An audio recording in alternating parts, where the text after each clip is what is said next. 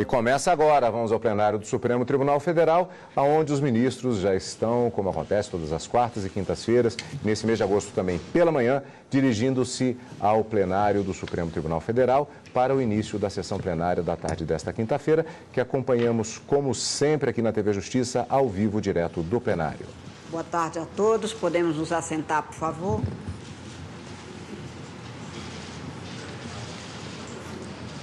Declaro aberta essa sessão plenária do Supremo Tribunal Federal do Brasil. Passo a palavra à senhora secretária para a leitura da ata da sessão anterior. Ata da 21ª sessão ordinária, realizada em 8 de agosto de 2018. Presidência da senhora ministra Carmen Lúcia. Presentes à sessão os senhores ministros Celso de Mello, Marco Aurélio, Gilmar Mendes, Ricardo Lewandowski, Dias Toffoli, Luiz Fux, Rosa Weber, Roberto Barroso, Edson Fachin e Alexandre de Moraes. Procuradora-Geral da República, doutora Raquel Elias Ferreira Dodge. Abriu-se a sessão às 14 horas, sendo lida e aprovada a ata da sessão anterior. Na ocasião, o plenário concluiu o julgamento de um recurso extraordinário com repercussão geral. Indago dos senhores ministros se há alguma anotação, retificação, observação a fazer quanto à ata. Não havendo, declaro-a aprovada. Senhores ministros, informo a todos a presença neste plenário de alunos das seguintes instituições de ensino: Faculdade de Direito de Ipatinga, Minas Gerais, e FAI Centro Universitário de Curitiba, Paraná. Sintam-se muito bem-vindos. Nós nos sentimos muito honrados com a presença de todos os senhores e de todos os visitantes e dos que se apresentaram para acompanhar essa sessão. Muito obrigada pela presença de todos. Senhores ministros, apregou para julgamento o recurso extraordinário 494-601, procedente do Rio Grande do Sul, e relatado pelo ministro Marco Aurélio, sendo recorrente o Ministério Público do Estado do Rio Grande do Sul e recorridos o governador do Estado do Rio Grande do Sul e a Assembleia Legislativa daquele mesmo Estado, com alguns interessados. Senhor ministro, eu passo a palavra a Vossa Excelência inicialmente para o relatório, pois haverá sustentações orais. Tem a palavra. Presidente, há razões para ter-se o pregão preferencial desse processo, mas esse fenômeno confirma uma máxima popular e uma máxima até bíblica: os últimos serão os primeiros, né? Adoto, presidente, como relatório informações prestadas pela assessora doutora Juliana Gonçalves Souza Guimarães. O Tribunal de Justiça do Estado do Rio Grande do Sul julgou improcedente o pedido formulado na ação direta de inconstitucionalidade. Portanto, o processo, a rigor, é um processo objetivo, agora revestido de recurso extraordinário, né, ante fundamentos assim sintetizados: constitucional, ação direta, sacrifício ritual de animais, constitucionalidade. Não é inconstitucional a Lei 12.131, de 2004, do Rio Grande do Sul, que introduziu o parágrafo único ao artigo 2º da Lei 11.915, de 2003, do Rio Grande do Sul, explicitando que não infringe o Código Estadual de Proteção aos Animais o sacrifício ritual em cultos e liturgias das religiões de matriz africana, desde que sem excessos ou crueldade. Na verdade, não há norma que proíba a morte de animais e, de toda sorte, no caso, a liberdade de culto permitiria a prática.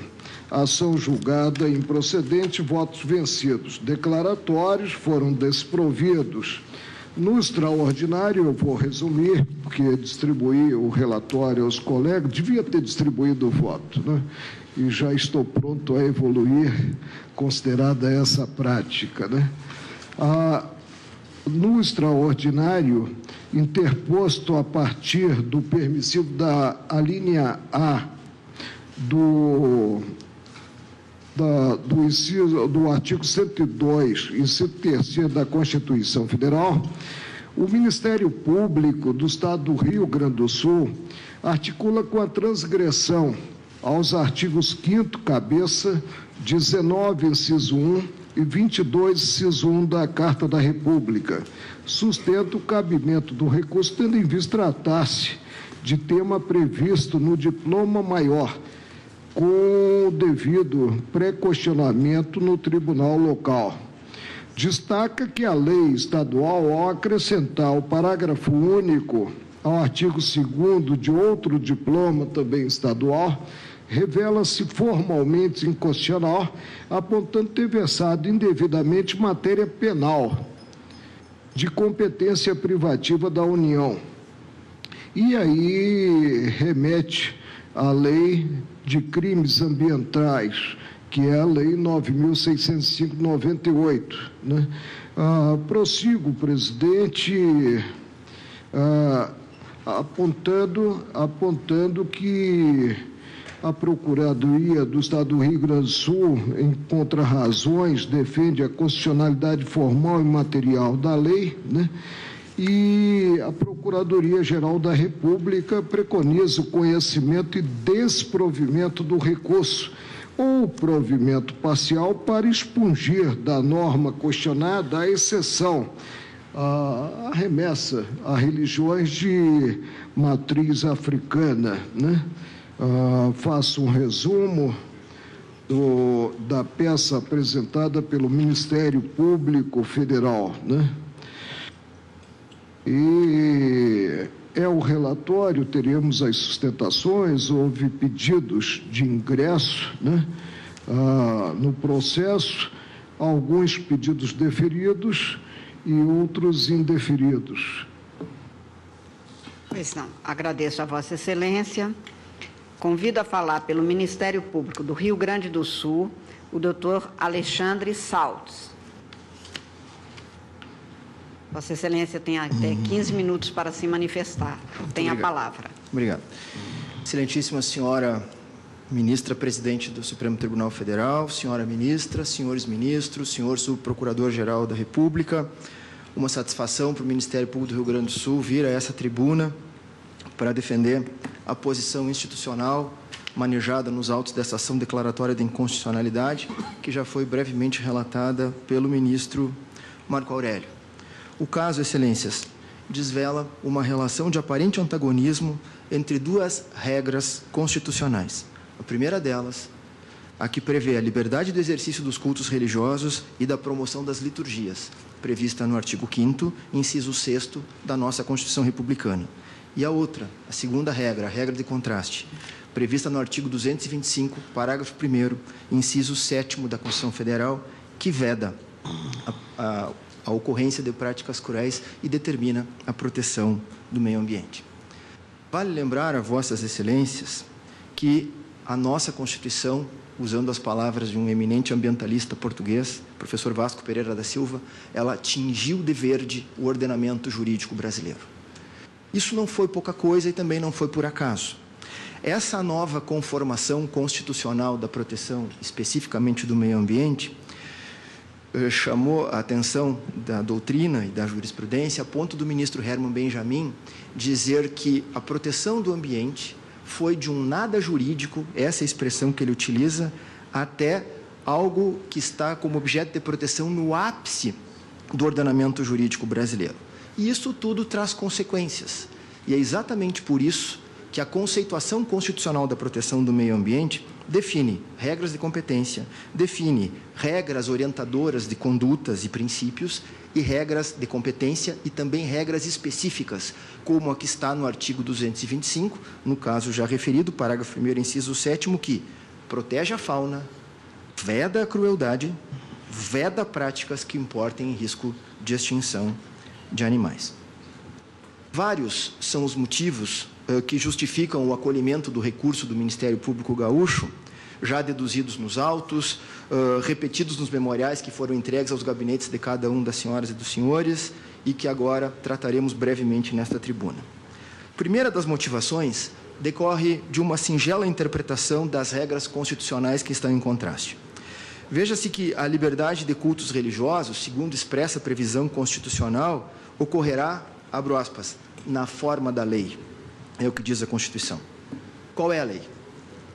Ao Ministério Público, parece que essa lei, que também regra o exercício do culto religioso, é a Lei 9.605, a lei que define os crimes ambientais e as infrações administrativas ambientais, no seu artigo 32, que, embora não trate especificamente do tema, mas também não permite ou ampara essa conduta.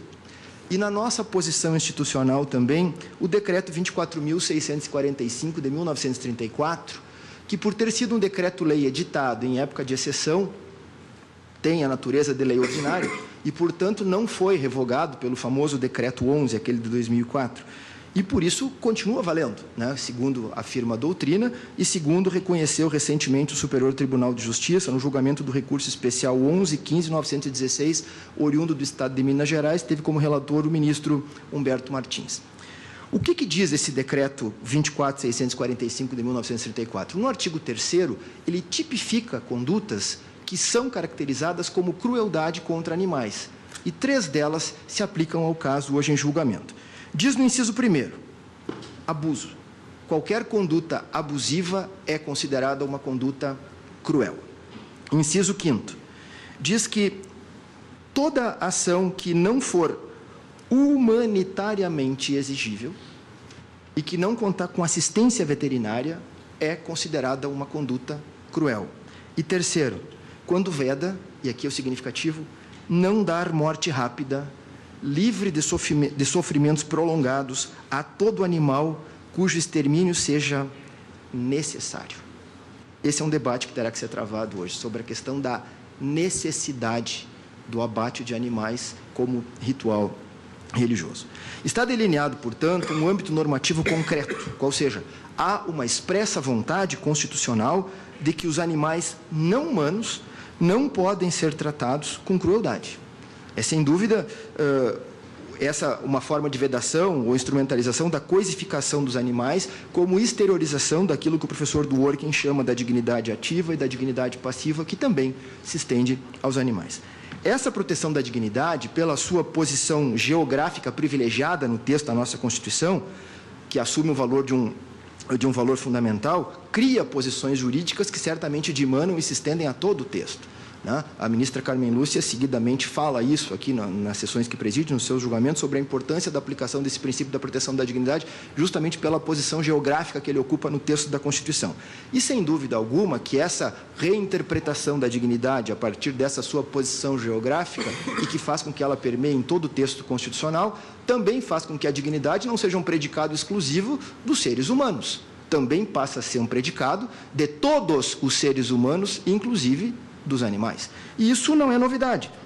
Isso já vem sendo afirmado há bastante tempo pelo professor Ingo Sarlet, um eminente constitucionalista gaúcho, desembargador do nosso Tribunal de Justiça, que diz que a proteção dos animais é um tema que ganhou destaque no cenário jurídico constitucional mundial, especialmente quando conflita com outros princípios e mesmo com direitos fundamentais. Diz o professor Ingo que no Brasil, diversamente do que ocorre na Alemanha, há uma regra expressa no texto constitucional que veda a crueldade. E diz ele, abro aspas, é, sem dúvida, possível e mesmo desejável reconhecer a possibilidade de atribuição de uma peculiar dignidade aos animais e mesmo à natureza em geral, no sentido de uma dignidade na vida humana. No caso dos animais, tal dignidade implica o reconhecimento de um dever de respeito e consideração, assim como correspondentes deveres de proteção, de tal sorte que os animais não podem ser reduzidos à condição de mera coisa ou objeto, e, portanto, não possuem um valor meramente instrumental. Prossegue o professor Ingo dizendo que tal dimensão e tal dignidade na condição de um valor não meramente instrumental atribuído aos animais foi reconhecida e é perceptível na proibição da crueldade com animais que, de certo modo, pode ser equiparada, e isso é muito significativo, pode ser equiparada à proibição da tortura e do tratamento desumano ou cruel ou degradante relacionado aos seres humanos. Conclui o professor Ingo, afirmando que essa dimensão protetiva veda que se lance mão de um juízo de ponderação.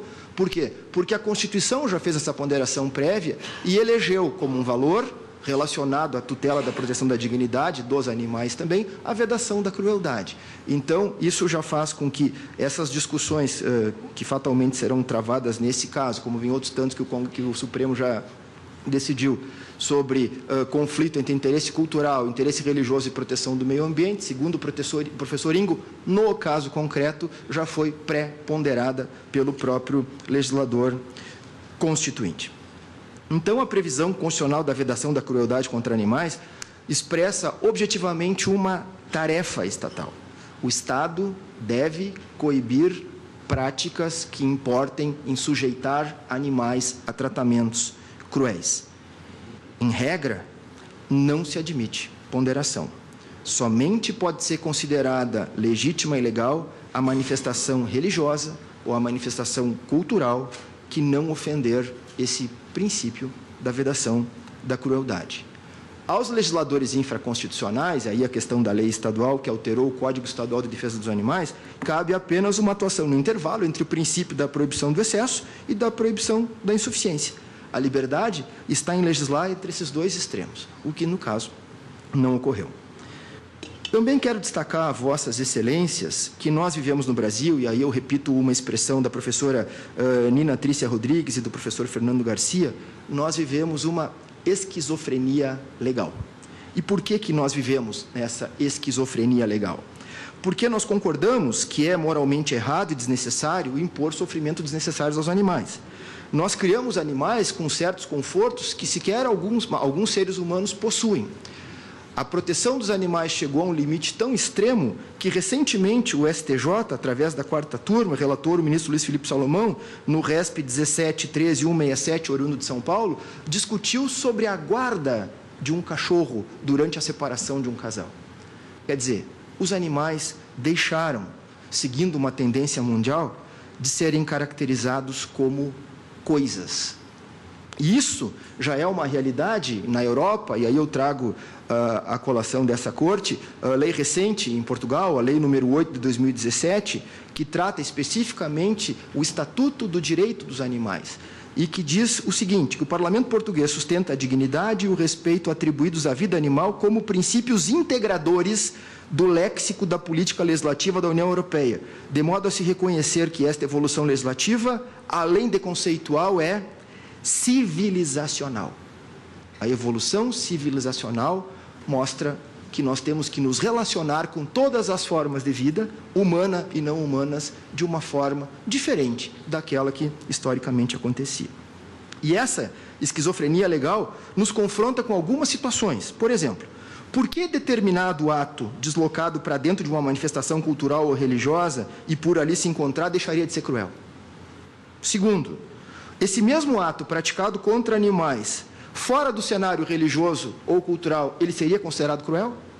E terceiro, se essa pretensa regulamentação ou autorização legal for uma exigência para a manifestação religiosa, a ausência de um registro religioso faz esse ato moralmente legítimo? Então, são essas indagações também que devem estar na base dessa discussão, que é muito mais do que simplesmente a discussão da imposição ou não de uma vedação de uma prática cultural, de uma prática religiosa reconhecida, sacralizada, respeitada por todos nós, mas que também devem, em alguma medida, se adaptar à nova realidade constitucional que nos foi trazida em 1988. E, nesse sentido, mais uma vez, diz o professor Ingo Sarlet, o poder de reforma constitucional cria um conceito eminentemente normativo de crueldade, dizendo que, outras palavras, que o mesmo representa uma crueldade de fato, pela natureza da prática concreta e pelas suas consequências em termos de sofrimento desnecessário. Ou seja, a Constituição cria uma moldura que veda toda forma de crueldade e morte desnecessária é tratamento cruel. Essa é a questão de fundo. Morte desnecessária é tratamento cruel. O terceiro argumento que o Ministério Público Gaúcho traz a esse plenário é que a própria Corte vem reconhecido por força dessa moldura constitucional protetiva dos direitos dos animais, vedando práticas cruéis. Isso já aconteceu no recurso extraordinário 153.531, da famosa julgamento da farra do boi em Santa Catarina, nas ADIs 1856 do Rio de Janeiro e 2514 também de Santa Catarina, que tratam da rinha do galo, e recentemente, passado muito próximo aqui, na ADI 4983 do Ceará, que tratou da vaquejada, que por maioria a lei foi declarada inconstitucional. E nesse contexto é importante destacar o papel da Corte no estabelecimento da integralidade, da coerência e da estabilidade da jurisprudência, segundo prevê o artigo 926 do CPC. Se essa já é a linha orientativa sedimentada na jurisprudência da Corte, evidentemente que esperamos que o resultado nessa ação siga nesse caminho. Outro argumento que se traz, e aí em caminho para o final, enfrentando diretamente o argumento lá do Tribunal de Justiça do Rio Grande do Sul, quando entendeu que a lei em questão não era uma lei de natureza penal, era uma lei de natureza administrativa e, por isso, a alteração não era inconstitucional, é o seguinte: se o raciocínio do Tribunal Gaúcho for correto, então nós poderemos admitir práticas cruéis em processos administrativos? Nós poderemos admitir práticas cruéis, reconhecidamente cruéis, em processos civis? Essa vedação é apenas no que diz respeito ao direito penal? Evidentemente que não. Evidente que não é essa a situação que se espera. Repito aqui o respeito do Ministério Público Gaúcho a todas as religiões, especialmente as religiões de matriz africana. Esse julgamento não busca enfrentar determinada seita religiosa, determinada crença religiosa, determinada linha religiosa, não. O que nós buscamos aqui é simplesmente que o Tribunal, o Supremo Tribunal Federal, cumprindo o seu papel constitucional, o seu papel de intérprete da Constituição, dê a solução ética e moral adequada ao caso. E nós entendemos que, dentro do ordenamento jurídico constitucional, a resposta esperada, desejada, é a do provimento do recurso com a declaração da inconstitucionalidade da nossa lei para reconhecer que o puro e simples abate de animal para ritual religioso é uma prática cruel. Muito obrigado. Agradeço a Vossa Excelência e convido para falar também pelo outro recorrido, governador do Estado do Rio Grande do Sul, doutor Tiago Holanda Gonzalez, procurador do Estado. Vossa Excelência também tem até 15 minutos para se pronunciar, está com a palavra. Excelentíssima Senhora Presidente, Ministra Carmen Lúcia, Excelentíssima Senhora Ministra Rosa Weber, Excelentíssimos Senhores Ministros, Excelentíssimo Senhor Subprocurador-Geral da República, colegas advogados, senhoras e senhores. Recentemente, em setembro de 2017, esse plenário concluiu o julgamento da ADI 4439 do Distrito Federal. Naquela ação esteve em debate a relação entre o Estado e as diversas religiões e a forma como a Constituição compatibilizou a liberdade de culto e de crença com a laicidade, o caráter laico, a natureza laica do Estado brasileiro. A interpretação extraída daquela discussão foi sintetizada na seguinte expressão, cuja referência eu farei, para que ela sirva como uma linha diretiva para os argumentos que virão em seguida. Um trecho da ementa que diz o seguinte: a interpretação da Carta Magna brasileira, que, mantendo a nossa tradição republicana de ampla liberdade religiosa, consagrou a inviolabilidade de crença e cultos religiosos, deve ser realizada em sua dupla acepção: proteger o indivíduo e as diversas confissões religiosas de quaisquer intervenções ou mandamentos estatais, e assegurar a laicidade do Estado, prevendo total liberdade de atuação estatal em relação aos dogmas e princípios religiosos.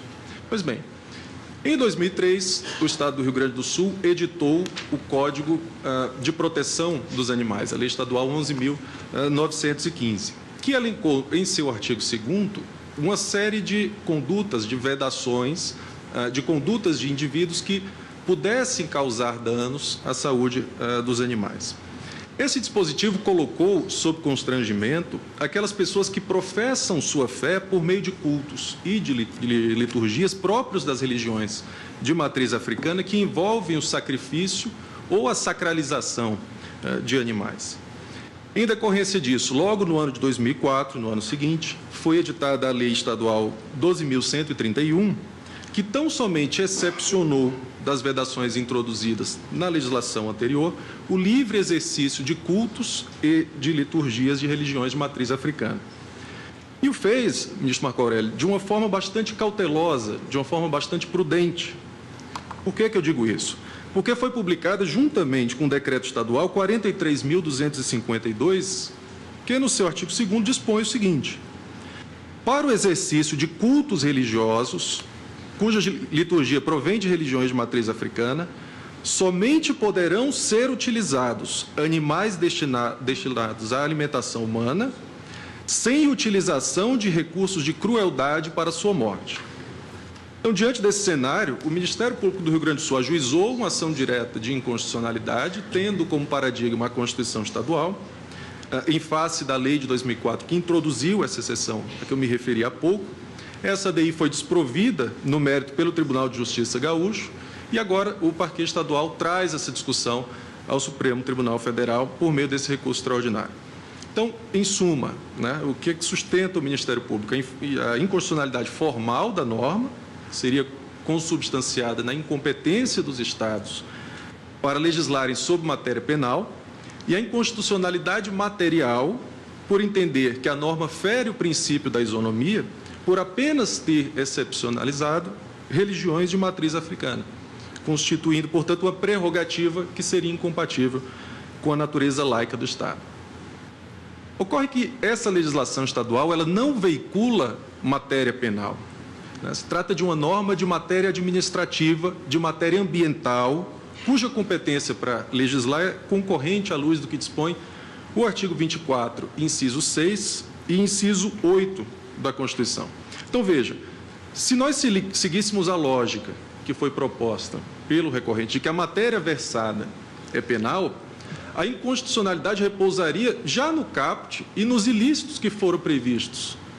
E não somente naquela exceção, naquela excludente de ilicitude, que depois foi incluída no caput, que se refere a uma mesma matéria. Mas não é disso que trata a legislação estadual.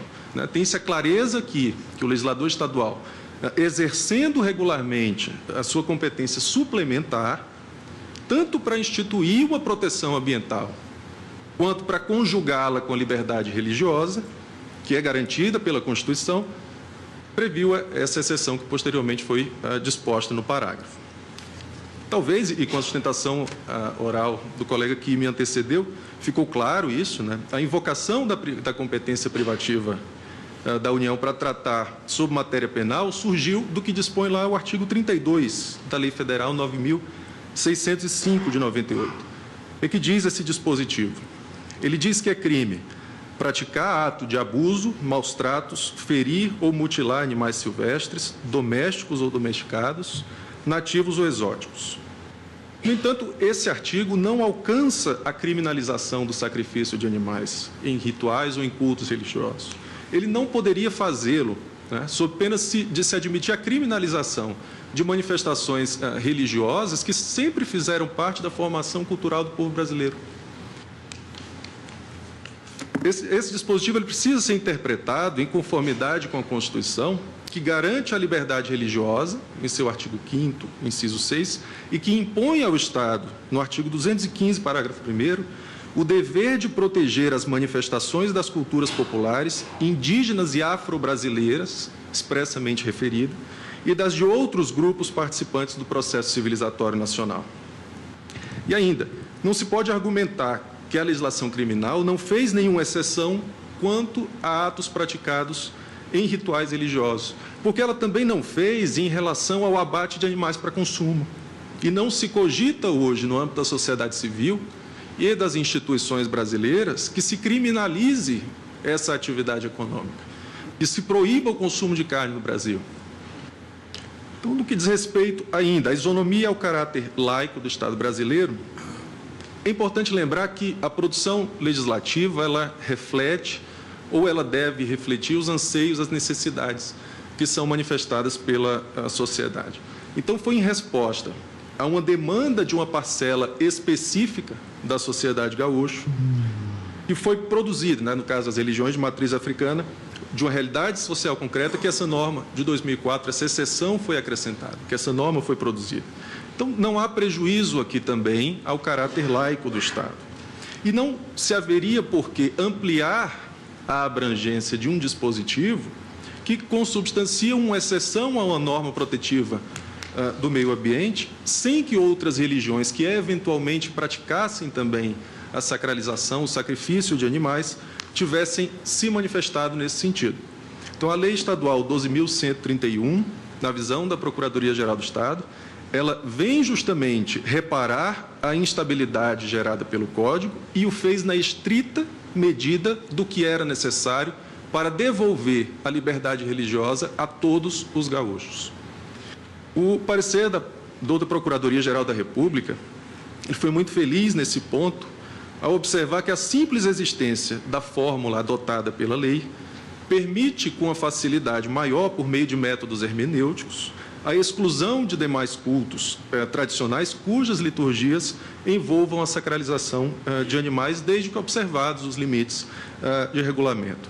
E ainda, que de forma alguma se pode dizer que a norma tenha buscado conferir às religiões de origem africana um caráter de oficialidade. Então, não foi esse o caminho trazido pela norma. De todo modo, de uma forma subsidiária, caso se entenda que há uma ofensa à isonomia, à laicidade do Estado, faz-se necessário que esse obstáculo seja superado pela extensão da exceção a outras religiões, mas jamais pela supressão da exceção que já foi conferida às religiões de matriz africana. É muito importante ainda, Excelência, que seja destacado o alcance e a função da norma cuja inconstitucionalidade o recorrente pretende que seja reconhecida. Não é essa norma que autoriza os ritos de entidades religiosas de matriz africana. Esses ritos são praticados há centenas de anos no Brasil e a liberdade de culto dessas religiões ela decorre diretamente da Constituição. Por outro lado, ao contrário do que defende o recorrente, a norma não é inócua. Em primeiro lugar, porque retira o constrangimento, a perturbação à prática de ritos e de liturgias de religiões de origem africana, portanto, devolve-lhes a liberdade de culto. E, em segundo lugar, porque desde sua edição, e eu insisto nisso, ela veio acompanhada de um decreto do governador do Estado do Rio Grande do Sul que expressamente restringe a utilização aos animais destinados à alimentação humana sem emprego de recursos de crueldade para sua morte. Portanto, em total adequação ao artigo 225, inciso 7 da Constituição. Então, o regime jurídico vigente no Rio Grande do Sul quanto ao tema garante a liberdade religiosa para uma parcela da sociedade que se via ameaçada ao professar suas crenças e regulamenta limites ambientais para a prática dos rituais, não se podendo presumir que esses rituais envolvam métodos cruéis, assim como não se presume que o abate de animais para consumo humano na indústria alimentícia também envolva crueldade.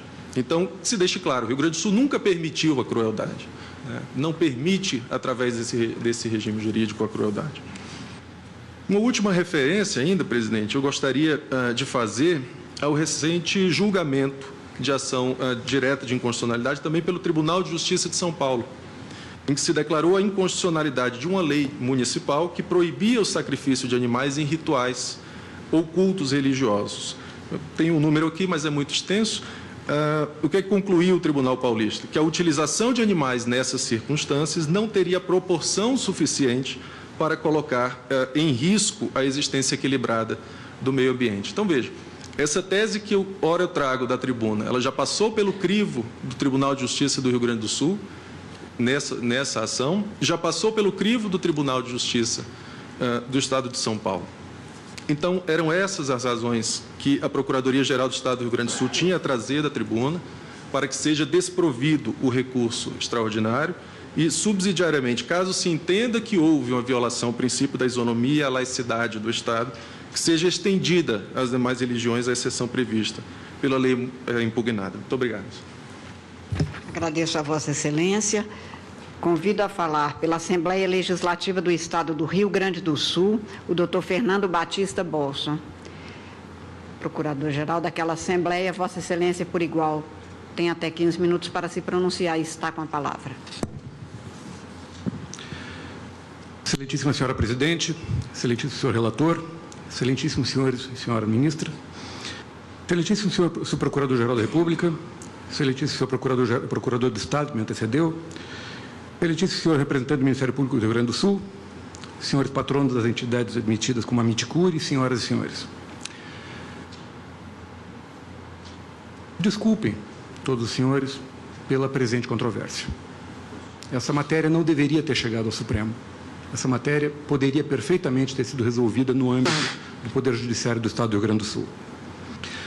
Tudo aqui se discutiu, que se discutirá ainda até o final dessa sessão, trata de uma associação equivocada, absolutamente equivocada, porque preconceituosa, de conceber todo abate ritual das religiões de matriz africana como maus tratos, como crueldade em relação aos animais. Isso começou com a aprovação do Código de Proteção aos Animais do Estado do Rio Grande do Sul, em 2003, e tão pronto entrou em vigor esse código, começaram a ocorrer diversos casos de situações de intervenção de agentes públicos nos terreiros do Rio Grande do Sul. Isso gerou uma mobilização que acabou provocando o processo legislativo na Assembleia e que resultou na aprovação do projeto de lei 282 de 2003, sancionado pelo senhor governador do Estado como a Lei 12.131. Essa lei introduziu o parágrafo único no artigo 2º do Código para excepcionar das suas vedações o livre exercício dos cultos e liturgias das religiões de matriz africana. No mesmo dia da sanção dessa lei, o senhor governador do Estado regulamentou esse dispositivo pelo Decreto 43 dos anos 52, que, considerando os direitos fundamentais à inviolabilidade da liberdade de consciência e de crença e ao livre exercício de cultos religiosos, dispôs que, para o exercício dos cultos religiosos cuja liturgia provém de religiões de matriz africana, somente poderão ser utilizados animais destinados à alimentação humana, sem utilização de recursos de crueldade para sua morte. Ou seja, nunca houve qualquer previsão, qualquer hipótese de legalização, através de um provimento legislativo aprovado pela Assembleia e sancionado pelo governador do Estado, de crueldade, de maus tratos aos animais. Mesmo assim, o Ministério Público impugnou essa lei perante o Tribunal de Justiça em outubro de 2004, alegando, como já foi dito, a inconstitucionalidade formal da norma por invasão de competência legislativa da União para legislar sobre direito penal à luz do artigo 32 da Lei de Crimes Ambientais. E a lei seria ainda materialmente inconstitucional por ter privilegiado especificamente as religiões de matriz africana. O Tribunal de Justiça, em abril de 2005, já julgou improcedente, reconhecendo a falha desses argumentos. Até porque, se houvesse inconstitucionalidade formal, como foi dito, esse vício macularia todo o Código Estadual de Proteção aos Animais e não apenas esse dispositivo que excepciona o tratamento para o abate ritual. Mas é na alegação de inconstitucionalidade material que a ação revela um viés discriminatório, me perdoem por ter que dizer isso.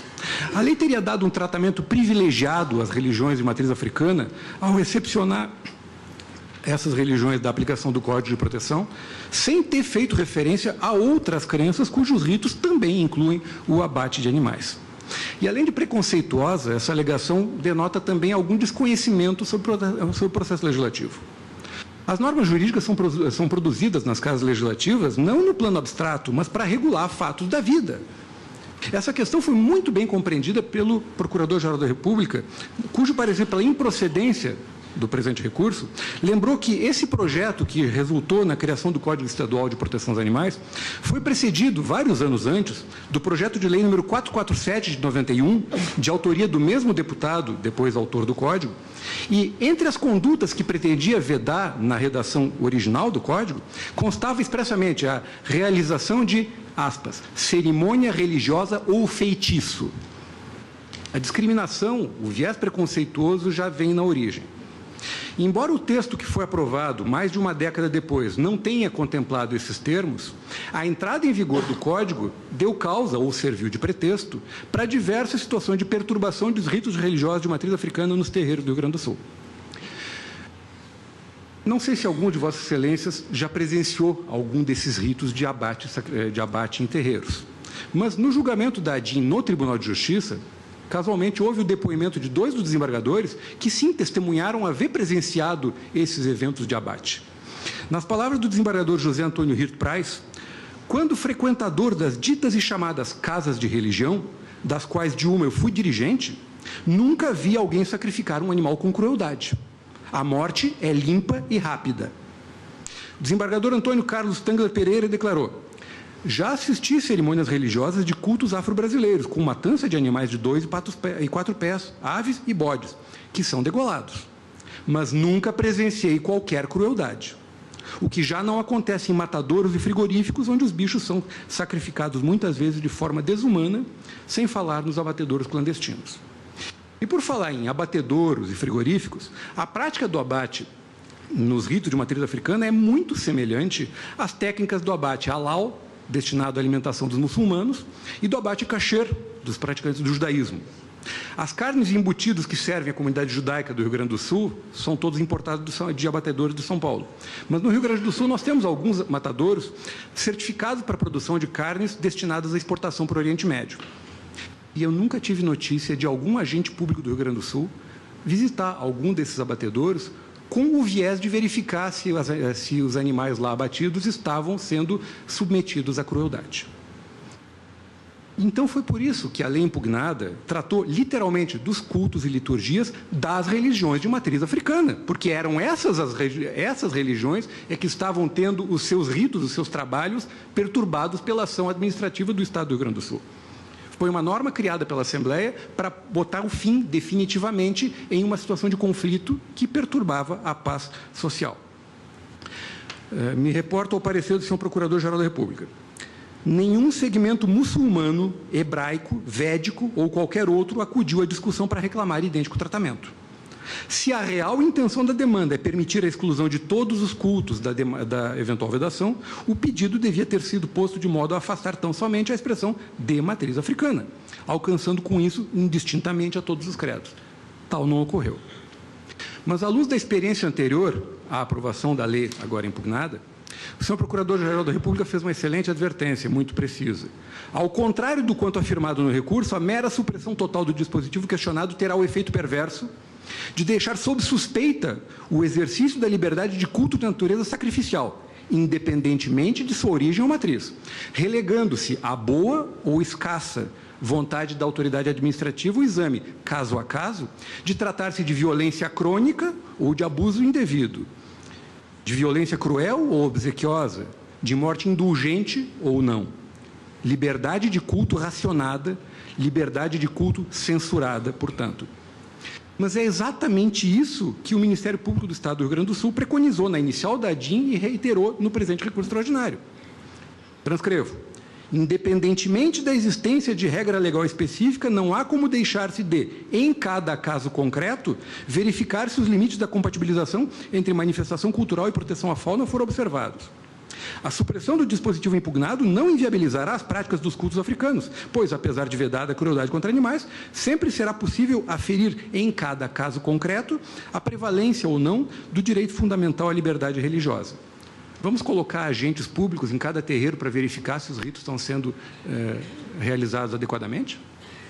Em outras palavras, a consequência natural da eventual procedência do presente recurso vai ser, como foi anteriormente, a perturbação dos ritos religiosos praticados nos terreiros do Rio Grande do Sul, por agentes estaduais que vão verificar, a seu critério, a ocorrência de maus tratos aos animais. E, na hipótese de o Poder Executivo demonstrar mais sensibilidade que o Ministério Público Estadual no tratamento desse assunto, é previsível que haverá iniciativa dos promotores gaúchos denunciando o que entenderão como omissão administrativa na repressão a práticas ilegais. Não cabe à Assembleia defender os ritos das religiões de matriz africana, mas sim sustentar a constitucionalidade da lei que excepcionou do âmbito de aplicação do Código esses ritos. Nisso compreendido, então, o abate tradicional de animais sacralizados para consumo entre os fiéis nas suas festividades. Mas, ao dispor sobre o direito ao meio ambiente equilibrado, o artigo 225 da Constituição estabeleceu o poder do poder público em proteger a fauna e flora, vedadas na forma da lei, práticas que coloquem em risco sua função ecológica, provoquem a extinção de espécies ou submetam os animais à crueldade. O Supremo tem jurisprudência firme no sentido de não tolerar a crueldade contra animais, mesmo cometida no contexto de manifestações culturais, como já foi dito, a farra do boi, a vaquejada, rinhas de galo. O Brasil é signatário da Declaração Universal dos Direitos dos Animais. e reconhece, portanto, que nenhum animal deve ser submetido a maus tratos ou atos cruéis, e que todo animal que tiver que ser morto deve sê-lo instantaneamente, sem dor e de modo a não provocar-lhe angústia. Mas, com exceção de integrantes de movimentos como o abolicionismo animal, ninguém questiona o direito dos seres humanos a abaterem os animais destinados à própria alimentação e, inclusive, à alimentação de outros animais. É bem curioso que a presente discussão venha ao Supremo justamente do Estado cuja história de maneira mais indissociável é ligada ao abate de animais. O Rio Grande do Sul existe por isso. Nenhum gaúcho tem qualquer drama de consciência ao espetar uma costela no churrasco de domingo. Mas nós compartilhamos com todo animal a aversão à dor. Nós sabemos que a morte é o destino de todos os seres vivos, mas nós repudiamos a imposição desnecessária da dor aos seres humanos e buscamos evitar o sofrimento dos animais. E mais do que os animais, nós sabemos que a morte frequentemente é preferível à tortura. E é por isso que existem técnicas para reduzir o sofrimento dos animais destinados ao abate. Isso é importante do ponto de vista sanitário, para evitar que a carne perca qualidade, mas é mais importante ainda do ponto de vista ritualístico, pois a sacralização de um animal depende do domínio da técnica, seja pelo zabê muçulmano, seja pelo xoxê judeu, para que o ser não sofra desnecessariamente o que arruinaria o ritual. Quem pratica o ritual é o principal interessado em que o animal não sofra. Do contrário, o ritual não tem sentido. O regulamento técnico de métodos de sensibilização para abate humanitário de animais de açougue, aprovado pela Instrução Normativa número 3 do Ministério da Agricultura, faculta o sacrifício de animais de acordo com preceitos religiosos, desde que destinados ao consumo por comunidade religiosa que os requeira ou ao comércio internacional com países que façam essa exigência. O abate, mediante jugulação cruenta, se destina, então, a evitar o sofrimento desnecessário, garantindo a qualidade da carne a ser consumida pelo público religioso. Na visão que permeia o recurso, o abate ritual seria um ato de crueldade, ultrapassado, primitivo, não consentâneo com a religiosidade do homem do século XXI, pouco importando se ele é ou não praticado com a mesma técnica oficialmente aceita, quando o destino da carne é o público judeu ou muçulmano. Esse preconceito não permite compreender a importância do abate ritual nas religiões de matriz africana e converte o poder do Estado em algoz dessa liturgia, que é um eco muito incômodo de tempos idos há mais de 130 anos, quando o Estado sancionava a escravidão dos participantes dos praticantes dessas mesmas religiões. Concluo. A Constituição é e as leis são o que o Supremo diz que é. E hoje a Corte vai dizer se o direito de livre exercício dos cultos religiosos e a garantia da proteção aos locais de culto e às suas liturgias proclamados no inciso 6º do artigo 5º da Constituição são extensivos às religiões de matriz africana, ou se depois de ter deixado à margem da sua tutela o destino material de milhões de descendentes de africanos, o Estado brasileiro vai fazer agora o mesmo com a expressão da fé religiosa que os veio congregar do nosso lado do Atlântico. Colocar a questão nesses termos pode parecer exagero, mas desculpem, não é. Ao longo da história da humanidade, não houve nenhuma outra causa em cujo nome o ser humano tenha estado mais disposto a matar e a morrer do que a sua própria relação individual, pessoal, com a divindade. Não existe outra causa que diga mais ao íntimo de cada ser humano do que a crença, e nisso compreendido, inclusive, o direito de não ter crença nenhuma, em uma esfera que transcenda o mundo material em que nós vivemos. E é assim que a Assembleia espera ter demonstrado a constitucionalidade da Lei 12.131. Obrigado. Agradeço a Vossa Excelência.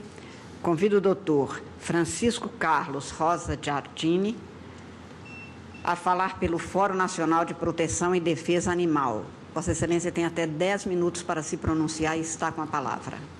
Senhora Presidente, senhores ministros, o Fórum Nacional de Proteção e Defesa Animal, ele vem hoje ocupar a tribuna do Supremo Tribunal Federal com, permita-me dizer, a autoridade de uma agregação de mais de 140 organizações não governamentais em todos os estados da República, todas elas destinadas à defesa animal. Não move aqui ao fórum, até pela sua condição de amicus curiae, trazer conceitos de direito ambiental ou direito animal, ou então tratar de ciência, ou do bem-estarismo, ou do que se chama hoje do neo-bem-estarismo animal, até porque a nossa Corte tem uma jurisprudência forte já e pacífica em relação à questão dos direitos dos animais. estamos aqui como tentando colaborar com alguns argumentos, alguns fatos da vida que nós presenciamos, que possam subsidiar o julgamento do tribunal.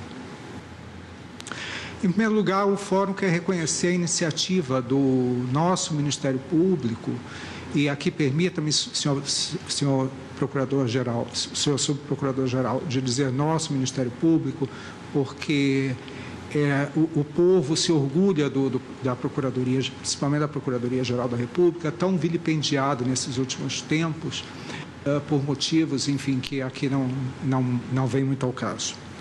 E, principalmente, o Fórum saúda o Ministério Público do Estado do Rio Grande do Sul por essa iniciativa de propor essa representação de constitucionalidade. Pois bem, ouvindo as sustentações orais, se poderia pensar que talvez a questão se resolva a uma mera questão de embate religioso. Não é isso de que se trata, muito pelo contrário, a questão é muito mais sensível do que essa, muito mais importante. Somos, senhores ministros, protetores e ativistas de direitos dos animais e, infelizmente, nessa nossa luta diária, nós nos vemos as maiores atrocidades cometidas contra animais. Inclusive, até cito que, por exemplo, em dias que antecedem sextas-feiras 13 ou dias em que haja mudança de luas, nós somos obrigados a impedir qualquer doação de animais, de gatos pretos ou brancos, exatamente porque eles são objeto de sacrifício, não evidentemente pelas religiões que aqui ocupam a tribuna, mas em rituais de magia negra. Recentemente, eu vivenciei um episódio, assim, de certa forma, grotesco, de um gato que foi alvo de pregos, e ele vivo, e tudo isso deixado ali para morrer exatamente em um ritual. O importante é que nenhum dogma ou costume podem se legitimar com a tortura ou crueldade. Recentemente, aqui mesmo no Distrito Federal, a capital da República, nós tivemos um caso do cavalo que foi pintado por crianças em uma colônia de férias, e pasmem, numa colônia de férias, não apenas colocando as crianças a risco, porque o animal poderia ter tomado qualquer tipo de reação adversa ali, machucando-as, como coisificando o animal. Que exemplo, enfim, estamos dando às nossas crianças? Senhores ministros, se estamos aqui diante de questões culturais ou religiosas, vamos exemplificar com práticas que até hoje existem em nosso planeta, como a clitoridotomia, praticado na África, Oriente Médio e Sudeste Asiático há 2000 anos. Meninas ou mulheres jovens mutiladas com a retirada dos seus clitóris, ou crianças de 10 anos ou menos obrigadas a casar-se. Mulheres adúlteras e homossexuais que também são espancados em praças públicas. Animais mortos sem qualquer insensibilização para consumo. Podemos validar essas práticas por elas serem costumes desses povos? Evidentemente que não. Se formos mais ao passado, podemos citar os povos astecas que sacrificavam 40 pessoas por dia em homenagem ao Deus Sol. Os fenícios queimavam vivas suas crianças para aplacar a ira do Deus Baal. Olhando para o passado, podemos ver que apenas nos últimos 100 anos começamos a ver o fim do trabalho infantil, sufrágio feminino e uma pauta pelo direito das minorias. Também não podemos esquecer, já aqui caminhando para o direito sanitário, que essas oferendas são deixadas em encruzilhadas e em nascentes de rios, causando uma série de problemas, porque os animais silvestres se alimentam desses alimentos que não são próprios a eles. E, além disso, há um problema de direito ambiental, porque isso suja as nascentes dos rios. Enfim, já caminhando para o final, é necessário termos compaixão para os animais, sabedores que eles são seres sencientes. Não são eles coisas ao nosso livre dispor para serem usados ao nosso bel prazer. Finalmente, o Fórum quer trazer um pequeno desabafo de uma ativista chamada Vivian Hazer, que sumariza toda a discussão destes autos. Aspas. Se eu devo ser uma voz para os animais, então como devo falar? Devo sussurrar enquanto eles gritam de dor? Devo ser calmo enquanto eles tremem de medo? Devo gritar por misericórdia enquanto suas gargantas são cortadas? Por favor, me diga como devo falar para que assim você possa dar liberdade a eles. Fecho aspas. Portanto, senhores ministros, digam-me, por favor, como devo falar até em proteção a esses animais que não têm voz e precisam ser protegidos, para que essa Corte reafirme sua jurisprudência no sentido da liberdade e proteção aos animais. Muito obrigado. Agradeço a Vossa Excelência. Convido a falar pelo Amicus Curiae, Federação Afro-Umbandista e Espiritualista do Rio Grande do Sul, a doutora Tatiana Antunes Carpenter. Doutora Tatiana, Vossa Excelência tem até 10 minutos para se pronunciar. Tem a palavra.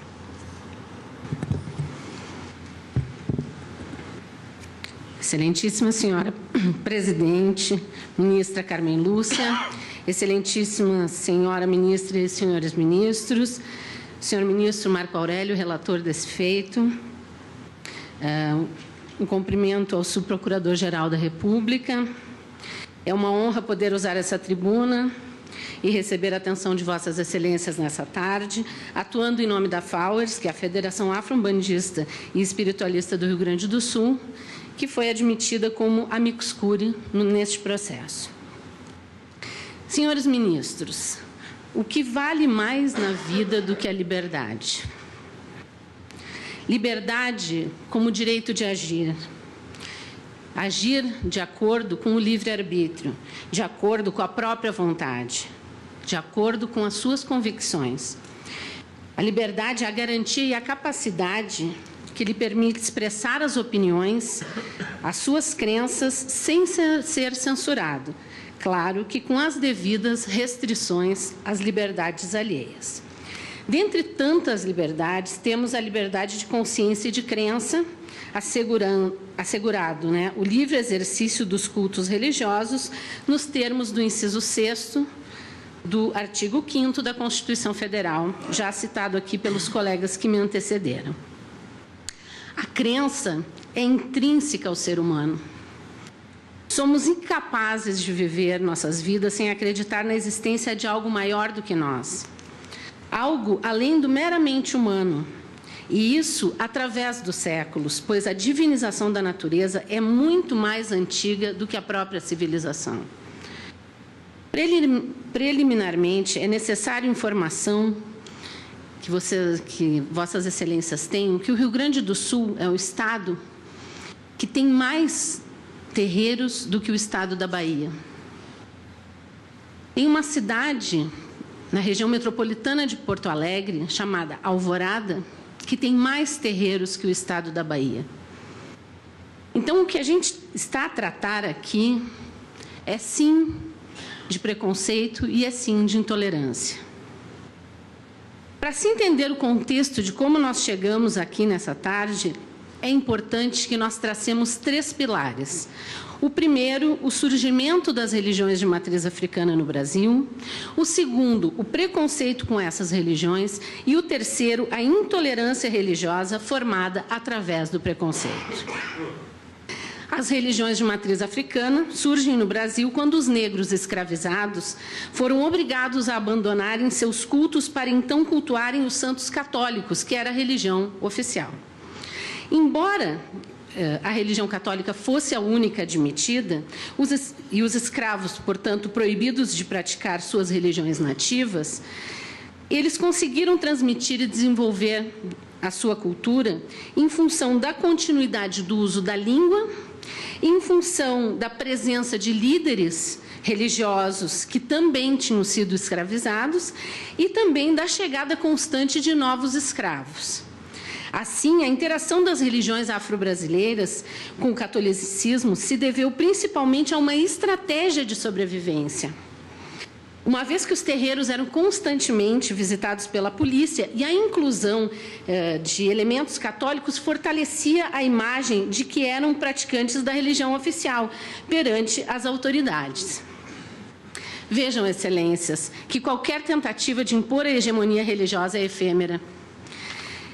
Os negros acreditavam nas suas entidades e não nas que lhes quiseram imputar, pois a crença é intrínseca ao ser humano. A formação religiosa e mesmo cultural de cada indivíduo é particular. Não se pode querer sujeitar o outro à adoção de crenças que não condizem com a sua realidade e com as suas convicções. O preconceito com as religiões de matriz africana é histórico e vem se disseminando ao longo dos séculos, cabendo a nós, na atualidade, a superação desses preconceitos. Em uma sociedade mais justa e mais igualitária, não há espaço para o preconceito, muito menos para o preconceito religioso. E o preconceito abre caminho para as práticas de intolerância religiosa, infelizmente, ainda enfrentadas em larga escala em pleno século XXI. O que se pede é que este tribunal declare o livre culto às religiões, porque ninguém deve ser privado de sua crença por motivos menores que o direito fundamental ao exercício desse pleno direito. Com a entrada em vigor da atual Constituição, houve uma efetiva ampliação do direito de liberdade religiosa no Brasil, abrangendo todos aqueles que possuem uma religião, e até mesmo aqueles que preferem abster-se de qualquer forma de exteriorização da fé, como os ateus. A Constituição Federal, então, garante essa proteção. Vejam que o Estado laico, ele tem o dever de proteger o pluralismo religioso dentro do seu território, criar condições materiais para o bom exercício dos atos religiosos das diferentes religiões e zelar pela efetividade do princípio da igualdade religiosa, mas devendo manter-se à margem do fato religioso, sem incorporá-lo em sua ideologia. No Brasil, as liberdades de crença e de culto são qualificadas constitucionalmente como cláusulas pétreas, o que demonstra o grau de importância de tais direitos para a sociedade brasileira. Dito isso, passo aos fundamentos jurídicos para garantir a defesa do direito dessas minorias por 3 motivos. Primeiro, porque a liberdade religiosa e de crença é intrínseca ao ser humano e encontra amparo na Convenção Universal dos Direitos Humanos, quando em seu artigo 18º afirma que, abre aspas, toda pessoa tem direito à liberdade de pensamento, de consciência e de religião.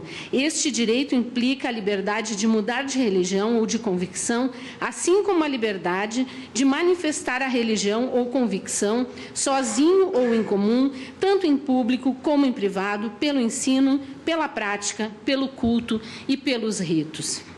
Fecha aspas. Segundo, porque as pessoas cultuam porque têm o direito de exercer seus cultos religiosos. A Constituição Federal lhes garante isso, conforme antes mencionado. E terceiro, porque não há norma jurídica que inviabilize a morte ou a imolação de animais, desde que não o sejam feitos aos maus tratos ou de formas cruéis. Deve-se esclarecer que a imolação de animais não é uma prática exclusiva das religiões brasileiras de matriz africana. Prática esta adotada, por exemplo, por parte dos muçulmanos quando termina o período chamado de Ramadã. E na religião judaica, em que existe o abate kasher, um ritual de morte para a preparação de alimentos. A realização da imolação de animais pelos adeptos dessas religiões, não contrariando os dispositivos legais que asseguram a proteção contra condutas que inflijam crueldade e maus tratos, pelo contrário, entendendo os animais como sagrados e dignos de respeito, é recepcionada pelo sistema jurídico brasileiro. O acórdão do Tribunal de Justiça do Estado do Rio Grande do Sul, já referido aqui pelos que me antecederam, ele é correto quando ele afirma, abre aspas, que não é inconstitucional a introdução do parágrafo único do artigo 2º da Lei 11.915 de 2003, explicitando que não infringe ao Código Estadual de Proteção aos Animais o sacrifício ritual em cultos e liturgias das religiões de matriz africana, desde que sem excessos ou crueldade. Na verdade, não há norma que proíba a morte de animais e, de toda sorte, no caso, a liberdade de culto permitiria a prática. Fecha aspas.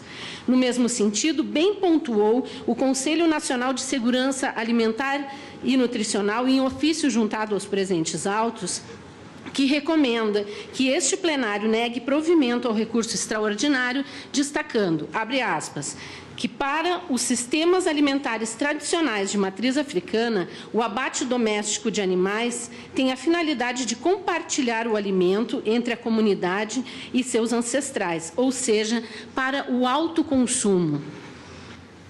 Por fim, ainda que não fosse pela aplicação direta dos princípios e da legislação, há permissividade legal para abate de animais para consumo diário da população, não se podendo dizer que esses animais expostos nos estabelecimentos comerciais do país são vítimas de crueldade ou maus tratos, devendo assim prevalecer o direito de livre culto com a possibilidade do abate para rituais de sacralização.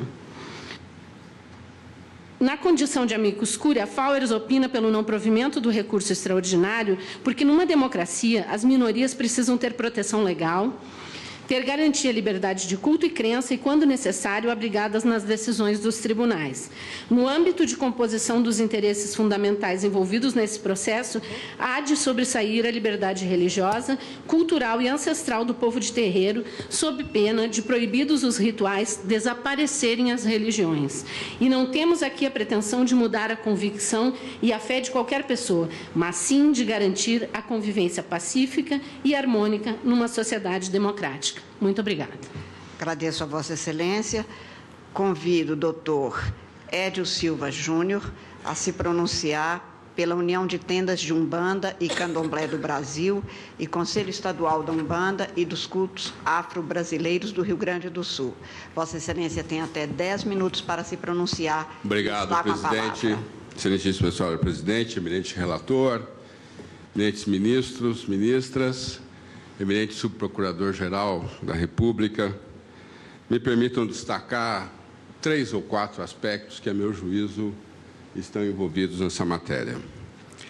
E eu começo dizendo que prestei atenção nas sustentações, não só nas narrativas que foram feitas nesse microfone, como também nos sapatos dos narradores. E, por acaso, os sapatos dos narradores são todos sapatos de couro. Há aqui um fenômeno que talvez a psicologia chamasse esquizofrenia, em que você admite, em que você faz um discurso acalorado, entusiasmado em favor dos animais, calçando sapatos de couro. Possivelmente alguém terá dito, e é possível que alguém terá acreditado, que bife dá em árvore. Alguém vai na árvore, colhe o bife e come. E eu começo com essa ironia para tentar aqui ilustrar o fato de que nós estamos tratando aqui de uma hipocrisia e estamos tratando aqui do que esta corte já chamou de racismo religioso. O Brasil tem o maior rebanho bovino do planeta. Nem a Índia, que não consome carne animal, por preceito religioso, tem um rebanho bovino que o Brasil tem. A Índia tem o 2º maior rebanho bovino do planeta. Nós temos o maior rebanho bovino do planeta. Segundo o Ministério da Agricultura, a cada segundo, a indústria do agrobusiness abate 180 frangos, um porco e um boi. Portanto, nesse período que eu estou importunando Vossas Excelências com a minha sustentação, dá uma ideia da carnificina que terá ocorrido nesses poucos minutos que estou ocupando essa tribuna com muita honra. Portanto, é impressionante que há estatísticas no Brasil que comprovam que nas periferias das cidades, jovens negros são chacinados como animais. Mas não há comoção na sociedade brasileira. Não vejo instituição jurídica ingressar com medida judicial para evitar a chacina de jovens negros mortos como cães na periferia. Mas a galinha da macumba, parece que a vida da galinha da macumba vale mais do que a vida de milhares de jovens negros. É assim que coisa de preto é tratada no Brasil. A vida de preto não tem relevância nenhuma. A vida de preto não causa comoção social. A vida de preto não move instituições jurídicas. Mas a galinha da religião de preto, mas essa vida tem que ser radicalmente protegida. Nós estamos tratando disso aqui. Nós estamos tratando do fato de que judeus têm abate religioso de animais para fins alimentares e para fins litúrgicos.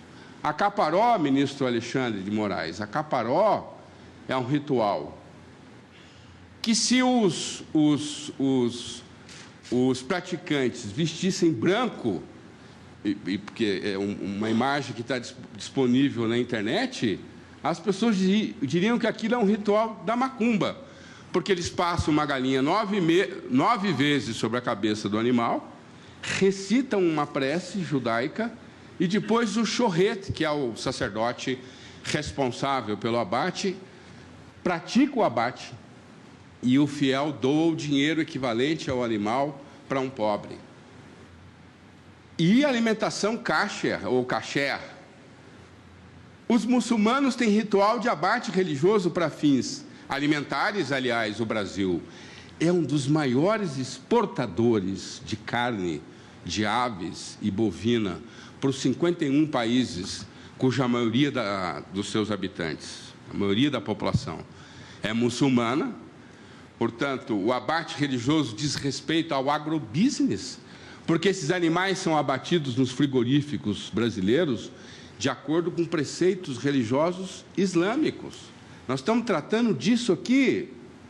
Não há comoção social em relação ao abate halal, não há comoção social em relação ao abate judaico, não há comoção social. As instituições jurídicas não vêm reclamar dos contratos com 51 países muçulmanos, mas vêm reclamar da galinha que a macumba mata.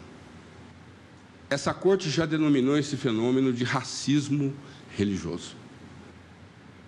E esta corte, em diferentes oportunidades, em homenagem à Constituição Federal, prestigiou a ideia de país plural. Por mais que alguns segmentos tenham dificuldade com essa ideia, nós somos uma rica geografia de identidades culturais, e eu li com muito interesse e com muita cautela os votos de Vossas Excelências na ação que versou sobre ensino religioso. E ficou nítido ali, para meu orgulho, para meu regozijo, que esta Corte entende que o Estado democrático de direito deve ser medido não pelo tratamento que é dispensado às confissões religiosas, que têm familiaridade com o poder, que têm amigos em ministérios, que têm trânsito no Palácio do Planalto. O Estado democrático de direito se mede pelo tratamento que o Estado dispensa às confissões que não têm familiaridade com o poder, mas nem por isso são menos portadoras de dignidade e são menos merecedoras de respeito do que qualquer outra religião. Eu ouço falar, já caminhando para finalizar, na ideia de modernização de culto religioso.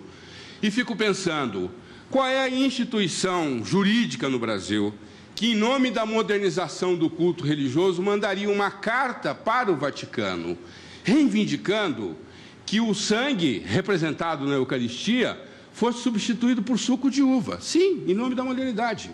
E quem sabe até alguns amigos que eu tive que começaram a carreira etílica nas sacristias, porque o padre associa o vinho a alguma coisa sagrada, não tivessem, em nome do princípio da proteção constitucional absoluta e integral da criança, alguns amigos meus não tivessem começado a carreira etílica nas sacristias. Entretanto, em nome da liberdade de culto, em nome da liberdade de crença, nós respeitamos o uso do vinho naquelas liturgias que utilizam bebida alcoólica pública na presença de crianças. É este mesmo respeito que as religiões afro-brasileiras vêm postular hoje nesta corte. Portanto, eu concluo dizendo da minha honra ocupar essa tribuna e requerendo, então, o desprovimento do recurso, ou que o recurso, na linha proposta pelo Ministério Público, seja provido parcialmente com a interpretação do dispositivo da lei estadual em conformidade com a Constituição. Muito obrigado. Agradeço a Vossa Excelência. passo a palavra ao doutor Luciano Maia, que falará como vice-procurador-geral da República. Eminente presidente Carmen Lúcia, eminente relator Marco Aurélio, eminentes ministros, eminente ministra Rosa Weber, flor que brotará do impossível chão e, sendo a pedra que os pedreiros rejeitaram, será a pedra angular na justiça eleitoral. Este é um tema de racismo, este é um tema de discriminação e de preconceito. Quando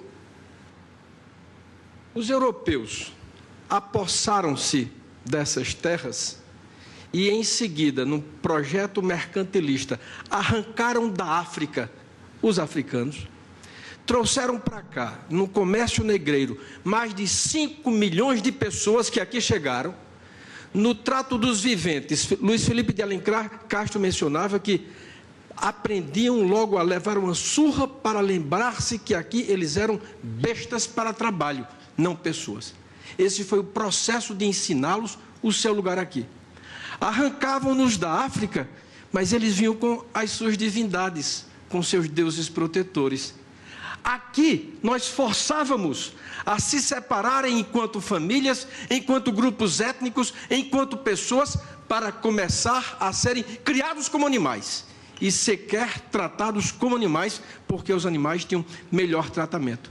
E assim se recriaram aqui, se reinventaram aqui, assumindo para poder nos seus terreiros e os seus batuques não serem ouvidos e percebidos como sendo demônios contra divindades alheias, eles adotaram num sincretismo religioso os nomes pelos quais os santos cristãos eram adotados. Eis o Cordeiro de Deus, o que tira o pecado do mundo. Abraão, pai do judaísmo, do cristianismo e do islamismo, quis sacrificar Isaque, seu filho. No momento essencial, demonstrando a sua fidelidade a Deus, foi parado por Deus. E em seu lugar houve a capra expiatória, o bode expiatório, o cordeiro pascal. Eis o Cordeiro de Deus. Que sacrifícios fazemos para demonstrar a Deus que somos capazes de abrir mão do que temos para termos o que precisamos e queremos? Cada um de nós, ao longo da vida, sabe da capacidade que é fazer sacrifícios para alcançar coisas mais altas. E o que dizemos aqui? Que os cantos dos orixás não são mais nos nossos cantos, são cantos distintos daqui. Nos preocupamos com esses animais que eles sacrificam ritualmente em respeito a um direito constitucional e em respeito a um direito fundamental. Foi aqui mencionado e lido o inciso 6º do artigo 5º, que autoriza assegura ser inviolável a liberdade de consciência e de crença, sendo assegurado o livre exercício dos cultos religiosos e garantida na forma da lei a proteção aos locais de culto e suas liturgias. E suas liturgias? Quem entende o que é liturgia? Liturgias são também os ritos sacrificiais. Liturgia é precisamente aprender a atender à vontade de Deus, a oferecer a Deus, para que Deus olhe por cada um de nós. Essa está na liturgia, inciso 6º do artigo 5º da Constituição, mas não é só. Tendo nós, e celebramos 30 anos dessa Constituição cidadã, lembrado-nos permanentemente que somos fruto de um estupro de raças. Não há uma miscigenação, um estupro. Os brancos homens deitaram à força com as índias e as negras. Há menos de 50 ou 60 anos, filhos fora do casamento sequer podiam ser reconhecidos. Na nossa Constituição republicana, na primeira Constituição de 1824, a religião era oficial do Estado. Só se tornou o casamento civil e não teve mais religião a partir da primeira Constituição republicana, em 1891. E ainda assim, nós sempre e ainda agora somos limitados ou informados por herança de índole religiosa, restringindo a igualdade de culto e crença.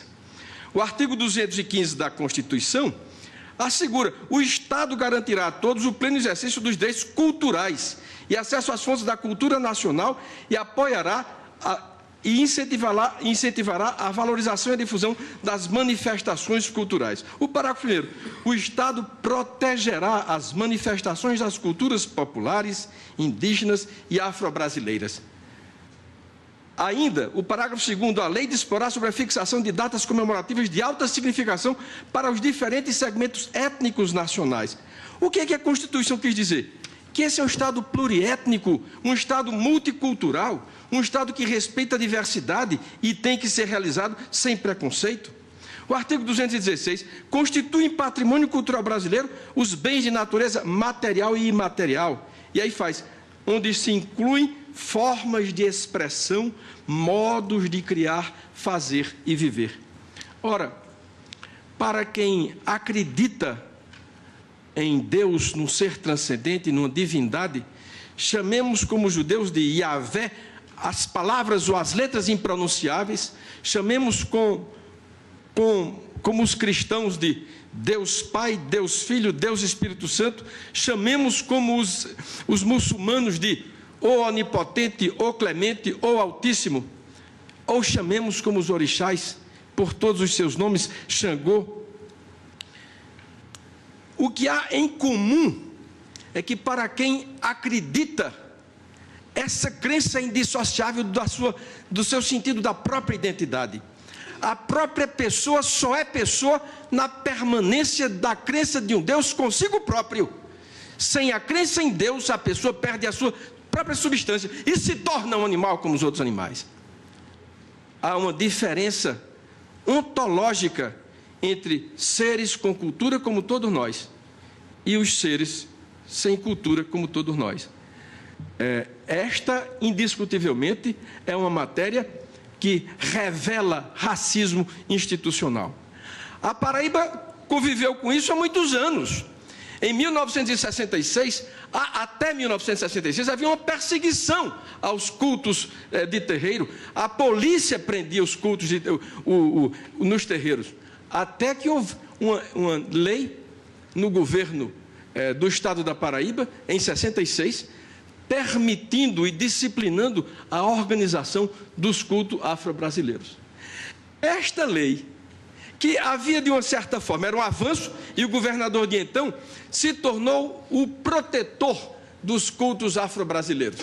E a celebração anual, no 8 de dezembro, dia de Iemanjá, Nossa Senhora da Conceição, na Paraíba, se fazia em frente à casa do governador, na beira da praia. E permanentemente celebravam porque ele tinha incorporado a proteção e a defesa dos cultos afro-brasileiros. Curiosamente, como tem sido uma lei que tinha uma exigência de fazer com que apresentassem atestados de sanidade mental, apresentassem atestado de idoneidade, houve aqui neste Supremo Tribunal Federal uma representação de inconstitucionalidade, ao fim e ao cabo julgada improcedente, porque também houve uma modificação na lei. Mas o que eu quero mencionar é que esse é um tema muito caro para as pessoas que são praticantes das religiões de matriz africana.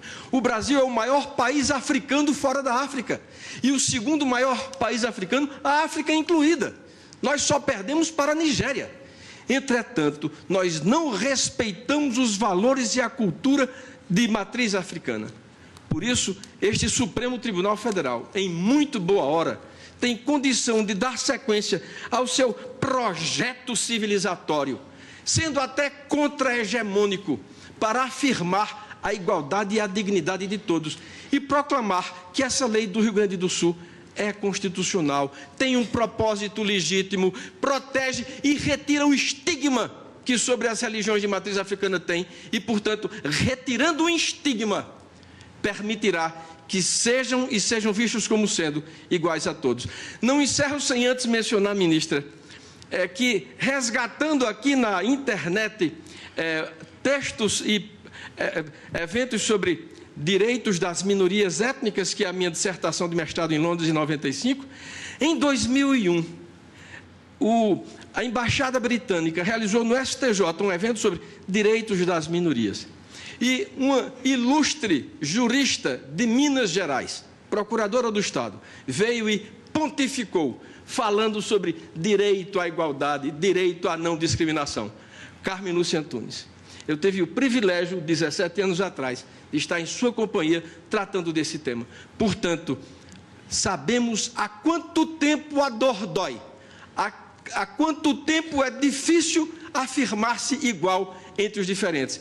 E é necessário, portanto, reconhecer que é parte do Estado democrático não só respeitar a vontade das maiorias, mas respeitar o que faz a essência das minorias. Portanto, o Ministério Público, reiterando os termos já escritos da manifestação, opina pela improcedência do recurso do Ministério Público do Rio Grande do Sul e o reconhecimento da constitucionalidade da Lei do Rio Grande do Sul. Agradeço a Vossa Excelência. Faço um intervalo pelo período regimental e, na sequência, retomaremos com o início da votação com o voto do ministro relator, ministro Marco Aurélio. Está suspensa a sessão.